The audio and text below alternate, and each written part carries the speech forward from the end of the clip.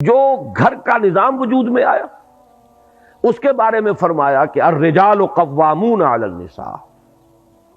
اور اس کا ترجمہ صحیح ترین یہ ہوگا کہ مرد عورتوں پر حاکم ہے، اس لیے کہ قامہ کے بعد جب علا کا صیغہ آ جاتا اس پر کھڑے ہیں، قائم ہے، قوام ہے، وہ تو مبالغے کا صیغہ ہے، قائم سے کھڑا ہونے والا، قوام بہت قوت کے ساتھ کھڑا ہونے والا، اور پھر علا کا جب آ جائے گا صلہ تو قوامون علی النساء، معلوم یہ ہوا کہ مرد عورتوں پر حاکم ہیں۔ کس معنی میں؟ کہ خاندان کا یہ مختصر سا ادارہ جو ہے اس میں بہرحال سربراہی جو ہے وہ مرد کے پاس ہے۔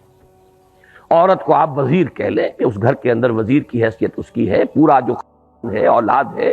اس میں ظاہر بات ہے کہ والدین ہونے کے اعتبار سے اولاد کے ذمے ہے کہ دونوں کا ادب کریں، دونوں کا احترام کریں، بلکہ اس اعتبار سے میں ایک بات ابھی عرض کروں گا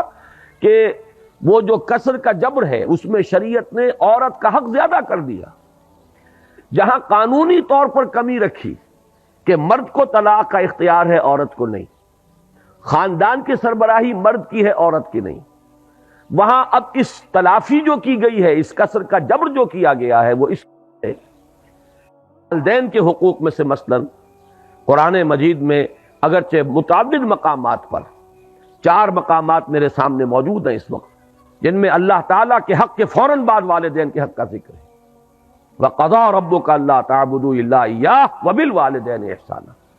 لیکن 2 مقامات ایسے ہیں کہ جن میں طور پر ماؤں کا ذکر کیا گیا ہے، حَمَلَتْهُ أُمُّهُ وَهْنًا عَلَىٰ وَهْنٍ وَفِصَالُهُ فِي عَامَيْنِ أَنِ اشْكُرْ لِي وَلِوَالِدَيْكَ، اور اسی کی وضاحت ہمیں مل گئی حدیث نبوی میں کہ حضور سے ایک صحابی نے پوچھا کہ میرے حسن سلوک کا سب سے بڑھ کر مستحق کون ہے؟ آپ نے فرمایا تمہاری والدہ،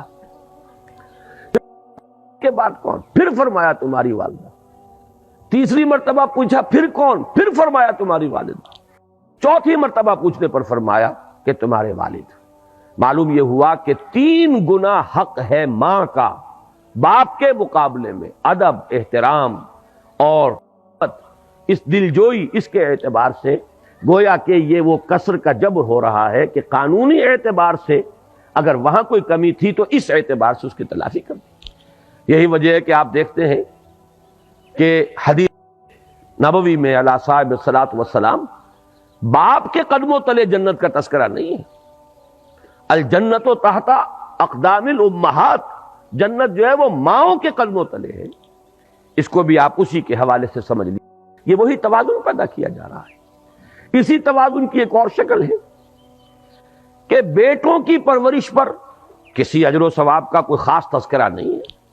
یہ تو ٹھیک ہے، ایک انسان اپنی اولاد کو یہ سمجھتا ہے کہ اللہ کی عطا ہے، اللہ کی دی ہوئی چیز ہے، اور اس کا جو بھی حق مجھے ہے اس کے لیے پالنے کے لیے، پوسنے کے لیے، اس کی ضروریات پوری کرنے کے لیے، وہ چاہے بیٹا ہو چاہے بیٹی ہو، اس کے لیے وہ بھاگ دوڑ کرتا ہے یہ سمجھ کر کہ یہ اللہ کی طرف سے مجھ پر ذمہ داری عائد کی گئی ہے، تو خواہ وہ بیٹا ہو خواہ بیٹی ہو، دونوں کے اعتبار سے اجر ملے گا انسان کو۔ ویسے یہ کہ طبعی محبت کے تحت تو جانور بھی اپنے اولاد کی پرورش کرتے ہیں اور خبرگیری کچھ کرتے ہیں، انسان میں وہ اللہ تعالیٰ نے بہت ہی زیادہ مادہ رکھ دیا ہے، لیکن یہ ہے کہ اس میں اگر انسان یہ سمجھ کر رہا ہو کہ یہ در حقیقت اللہ کی عائد شدہ فرض ہے مجھ پر جو میں ادا کر رہا ہوں، یہ اللہ کی امانت ہے میرے پاس۔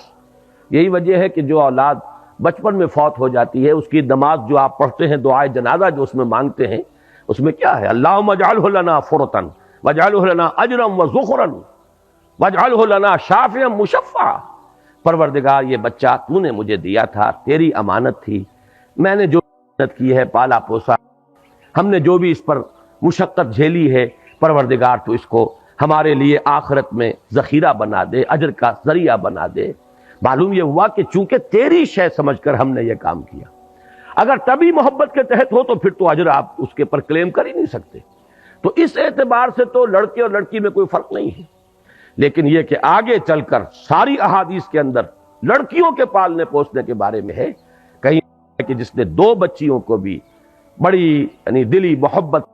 پالا پوسا، پروان چڑھایا، تادیب اور تعلیم دی، اور وہ ان کو وہ جوان ہوئیں،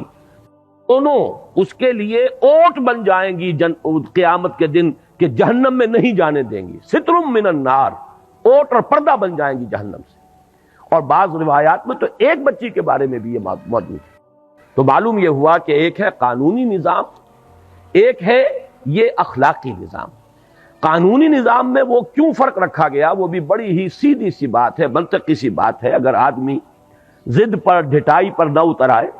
تو عقل سلیم اسے قبول کرے گی،